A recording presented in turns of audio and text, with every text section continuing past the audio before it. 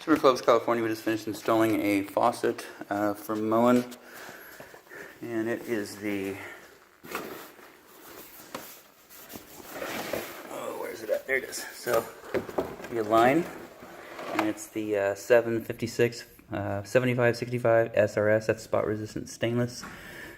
So you can either keep that tag right there or refer to the video, and of course documentation's there as well, right there in that box. Everything it came with is sitting right here, including the tool that removes it, that gray little tool back there. That actually takes the spout off, so you can hold on to that if you want. So it went in real nice. A little fussy on their soap dispenser. Not a big fan. We tried a couple different ways. There's a big washer in here, gasket, and we mounted it, and you can see this moves back and forth. And so we took it out, put it back in, it still moves back and forth. Well, it's a housing. The whole thing comes out, and so that's how you fill your soap up, which is great, except when you put this whole thing back down on there, you've got quite a bit of movement. So, like I say, not a big fan, but that's what it is. What it is. Can't change that. Faucet's in, mounted correctly. It looks good.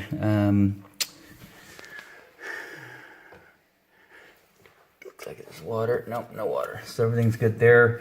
And then of course the sink top air switch. All of this was provided by the homeowner, so this was separately ordered. Faucet by itself, and then of course the switch for the garbage disposal. Down below we've got the in-sink aerator, and it's the high-end model, the Evolution, full 1 horse, and that was provided by the homeowner as well, so you can see that there. They did go grab a little adapter right there for the discharge hose from the dishwasher.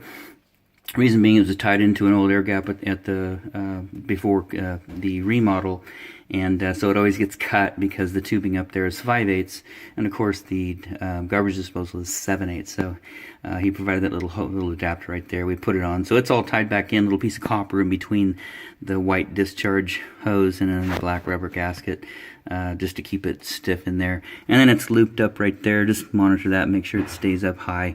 It's not really code, but it's in. The only thing we did here is tie back in the dishwasher, which is the water line. That's existing braided supply line. Tied it back in. We did provide the T right there, the little 3/8 T that adapts to the valve that allows you to hook up the dishwasher and the faucet. Faucet supply on the hot side is integrated in the Moen faucet, so it just comes down and ties in. And then of course the cold side, again, integrated supply line comes down, ties in. You got the weight on there and the hose, so everything's working good, looking good. Shouldn't be a conflict when you use this. That weight's up pretty high, so it won't be bouncing around on the waistline. We did cut back the waist piping, and we put a little 22 schedule 40-22 fitting on there, offset.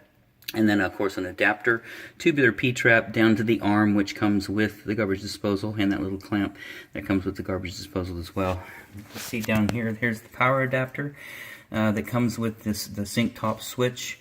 No mounting screws came with it, so we just set it there on the bottom of the cabinet right there. It's plugged in to the non-switched side of the outlet, so you can see the old switch sitting right here. That activates the bottom outlet for normal installation. Sink top, you plug it into the constant power right there on the top, and this becomes the new point of connection for your power cord. So you can see dishwasher's plugged in, gray cord, and then garbage disposal plugged in. We've run it, and it's working great, so no trouble there.